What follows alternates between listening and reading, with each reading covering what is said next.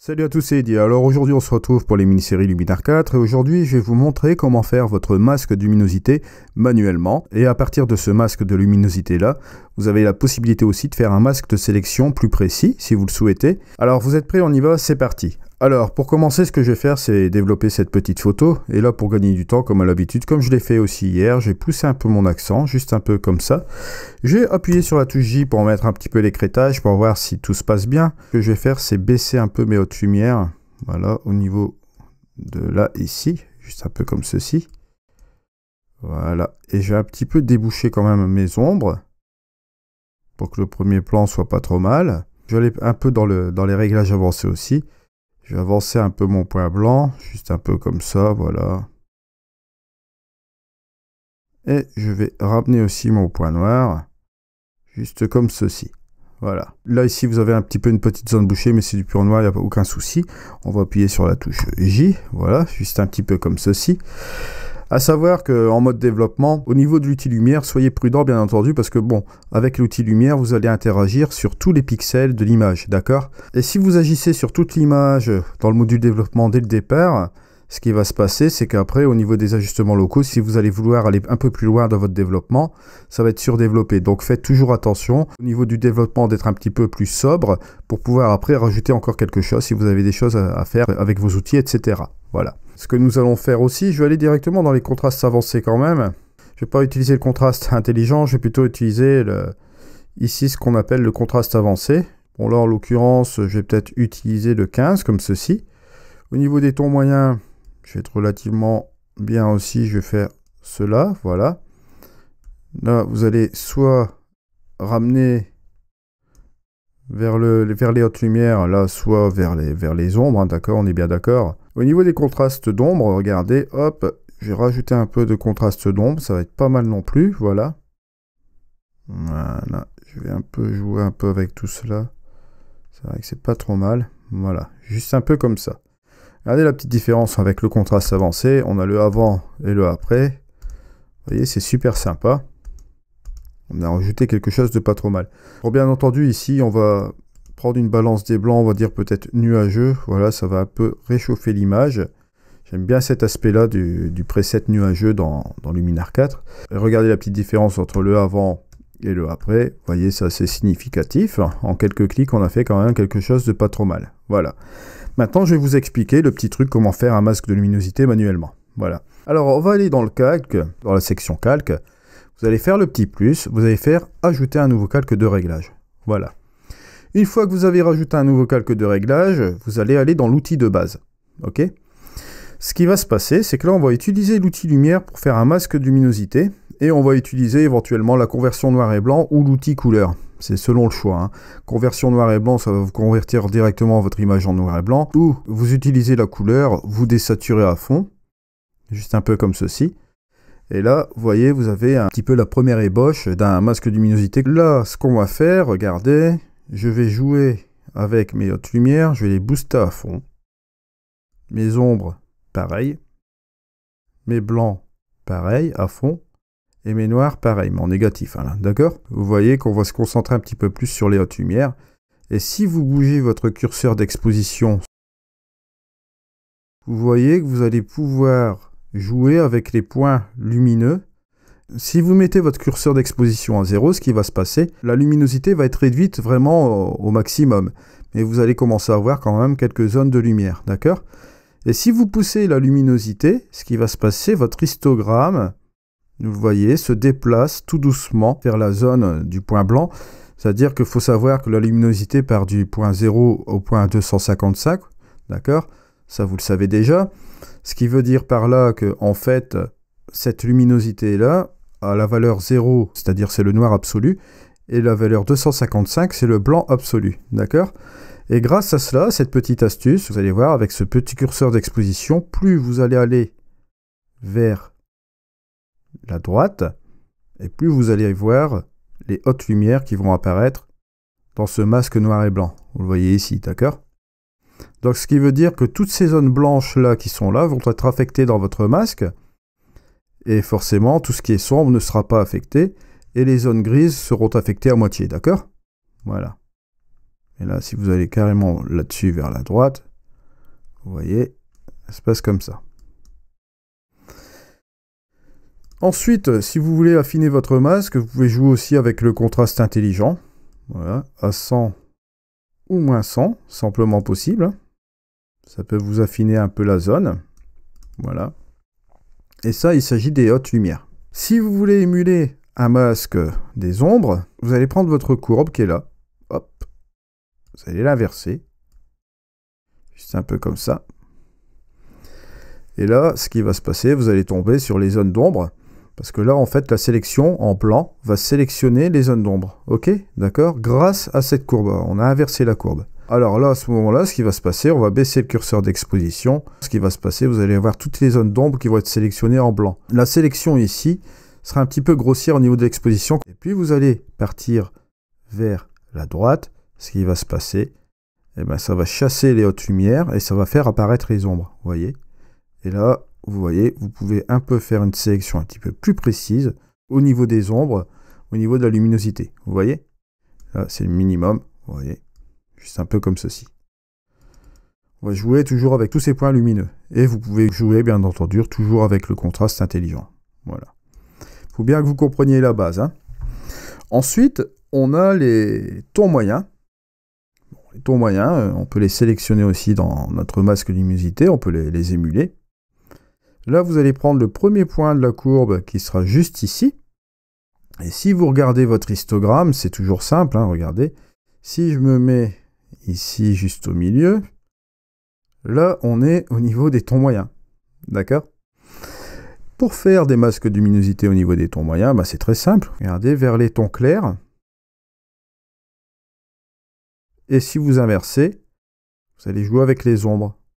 Des tons moyens avec les ombres. Vous voyez, juste un petit peu comme ceci. Avec les tons moyens, ce sera bien pour affecter sur un effet, mais de manière légère, vous voyez. Ce sera moins grossier qu'avec un masque de luminosité d'ombre ou bien un masque de luminosité des hautes lumières. Voilà. Maintenant, vous avez compris le principe. Ce que je vais faire, c'est me mettre directement pour faire un masque d'ombre ici. Je vais vous faire en direct et vous allez comprendre comment que ça va marcher. Parce que là, bon, on émule les masques, d'accord ? Et pour faire cette sélection de ce masque ici dans Luminar 4, nous allons utiliser la fonction luminosité de Luminar 4. Voilà. Alors pour ce faire, je vais retourner dans mon calque et je vais faire modifier masque. OK? Et ce que je vais faire ici, je vais utiliser la luminosité. Cette fonction luminosité, si on le fait sur un masque qui est ici, elle va s'appliquer sur cette sélection-là. OK? Et comme elle va s'appliquer sur cette sélection-là, ça va nous faire un masque de luminosité vraiment parfait, vous allez voir. Je vais appliquer la luminosité ici. Voilà. Alors ce qui se passe, c'est que là, quand vous voyez ce masque de luminosité qui est appliqué là, il y a une interaction qui se fait avec le fichier RAW qui est en dessous et ce calque de réglage là. Bon, là c'est très simple, il suffit de faire un clic droit et de faire copier, tout simplement. Vous allez le copier dans la mémoire de l'ordinateur et là, vous faites simplement supprimer un calque. OK? Juste un peu comme ceci. Et là, vous allez supprimer le calque tout en gardant le masque en mémoire. Ok. Maintenant, vous pouvez très bien continuer à travailler sur votre fichier RAW avec ce masque-là. On va retourner dans les outils de base qui sont ici. Mais bon, l'outil lumière, comme vous voyez, vous ne pouvez pas utiliser l'outil masquage puisqu'on a utilisé le développement. Il suffirait de mettre un calque de réglage. Je vais vous montrer juste après, hein, d'accord? Admettons, même la structure par intelligence, regardez, juste un petit peu comme ceci. Vous voyez, ça s'applique un peu sur toute l'image, même au niveau des nuages, de manière un petit peu plus subtile. Mais si je veux encore plus sélectionner la zone d'ombre, par exemple, au niveau de la luminosité, je peux très bien le faire. Maintenant, vous allez me dire, le problème, c'est que là, on n'a pas la possibilité de coller notre masque, même si on fait un clic droit. Pour ceux qui ont suivi ma formation avec les masques de luminosité, vous savez très bien que vous allez prendre le petit pinceau, qui est juste ici. Vous allez faire un petit clic juste là. Bon, la structure en l'occurrence va s'appliquer sur cette partie-là. Là, si je mets un petit coup de pinceau là, c'est simplement pour avoir ce petit carré qui est ici. Et pour avoir, en cliquant sur le bouton droit, toutes les petites options que vous avez là. Et là, ce qu'on va faire, c'est qu'on va coller notre masque qui est resté dans la mémoire de l'ordinateur. Vous vous souvenez, celui qu'on a fait juste avant. On va faire coller. Et voilà. Et là, on a un masque de luminosité qui s'applique simplement sur la zone que nous avons fait auparavant. Si vous voulez voir éventuellement votre masque luminosité, il est possible de le faire. Regardez, on est toujours sur le mode pinceau. Si vous ne l'avez pu activer, bon, vous pouvez le réactiver en resélectionnant ce mode pinceau. Et grâce à ce mode pinceau, comme on l'avait vu dans les mini-séries Luminar 4, je vous invite encore à aller voir la vidéo concernant le masquage, et surtout au niveau du pinceau qui est très très utile dans Luminar 4. Vous avez la possibilité d'activer le petit œilleton qui est là. Voilà. Et là, vous voyez directement votre sélection qui a été faite par la luminosité. Et ce qu'on peut constater ici, c'est qu'on a interagi directement sur la luminosité, c'est-à-dire ici sur les zones d'ombre, d'accord ? Et on a laissé quand même quelques zones de haute lumière. Ici, ce que vous voyez là, si j'enlève le petit œilleton, vous voyez de la luminosité claire au niveau des rochers. Ici, on a quelques zones de luminosité là aussi également. Si je remets un petit peu cela, vous voyez, juste un petit peu au niveau de la roche là, etc. Même au niveau des maisons, c'est un petit peu plus lumineux. Donc forcément, ce sera exclu de la zone de sélection. Ce ne sera pas affecté par la structure, parce que c'est basé sur la luminosité, je vous le rappelle, hein. Maintenant, si vous voulez affecter davantage ces zones-là, vous pouvez modifier ce masque. Il n'y a aucun souci aussi. Ce que vous pouvez faire, c'est exclure les points lumineux qui sont là. Là, on a déjà notre sélection, vous voyez, qui n'est pas trop mal. Alors, ce que vous pouvez faire, c'est agrandir, par exemple, avec les crochets. Et regardez.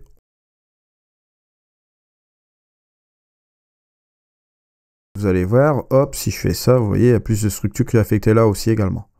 Bon, ça, c'était pour la petite astuce. Ce que vous pouvez faire aussi également, bon, je vais me remettre en visuel au niveau du masque, vous pouvez inverser ce masque en faisant simplement ceci, un clic droit, et vous cliquez sur inverser. Et là, en l'occurrence, on va sélectionner principalement les hautes lumières, d'accord, et on va exclure les zones d'ombre, ce qui ça va pas trop mal non plus. Voilà, on va faire encore inverser. Vous pouvez toujours utiliser les capacités de la progressivité qui est là. Vous pouvez jouer avec la densité quand même tout de même, juste un peu comme ceci. Voilà. On va appuyer quand même davantage là-dessus. Ce qui fait qu'en fait, vous voyez, vous pouvez vraiment sélectionner des trucs vraiment pas possibles. Si vous souhaitez par exemple utiliser la couleur, mettre plus de saturation ici, simplement à cette partie-là, ben, vous pouvez le faire aussi également. Vous prenez votre pinceau qui est là, hop, vous cliquez là-dessus. Le masque est restant en mémoire, ce que vous pouvez faire, vous pouvez le coller ici. Mais si éventuellement vous modifiez un masque là, vous pouvez copier et le recoller ici, vous voyez. Et là, en l'occurrence, j'ai repris celui qui était encore en mémoire là. Et regardez la différence entre le avant et le après. On a interagi simplement au niveau des ombres, au niveau de la saturation. Et ça peut s'appliquer sur tout, hein, d'accord ? Bon, bien sûr, bien évidemment, là, comme je vous l'ai expliqué tout à l'heure, au niveau de l'outil lumière, si vous êtes sur le fichier RAW directement, vous ne pouvez pas appliquer un masque. Mais ce que vous pouvez faire, vous pouvez aller directement là dans les calques. Ça, c'est la petite astuce, bien sûr. Vous cliquez le petit plus et vous faites ajouter un nouveau calque de réglage, juste un petit peu comme ceci. Et là, à partir de ce moment-là, vous avez la petite option de modifier masque. Vous avez toujours le petit pinceau, vous faites un petit clic comme ça. Et ce que vous pouvez faire, c'est que vous collez ce masque, voilà. Et on pourrait jouer encore sur l'exposition des points lumineux sur notre image, par exemple. Vous voyez, juste un petit peu comme ça. De la luminosité. On peut même inverser. Regardez, hop. Baisser l'exposition au niveau de notre lumière. Juste un petit peu comme ça. On peut faire vraiment pas mal de choses. Pour utiliser la courbe, etc. Rajouter plus de luminosité, juste un petit peu comme ceci. En étant prudent, bien entendu, hein. Je vous rappelle que vous avez mon pack de luminosité qui est ici. Vous avez tous mes masques de luminosité. Si vous voulez faire vos masques de luminosité manuellement, c'est pas un problème. Mais si vous voulez faire via mon pack, vous avez toujours mon pack qui est disponible également. Je vous rappelle la petite vidéo sur le côté, vous allez avoir une petite fiche. Vous avez juste à cliquer dessus, vous avez toutes les instructions pour obtenir ce pack. En fait, ce pack, je l'avais mis en place il y a quelques temps, quand j'avais fait les Luminar 4 en action. Et dans cette vidéo, vous avez un petit descriptif vraiment complet sur comment on l'utilise, etc. Ça vous permet aussi de gagner du temps avec les masques de luminosité. On se retrouve donc prochainement pour une autre vidéo. Allez, au revoir!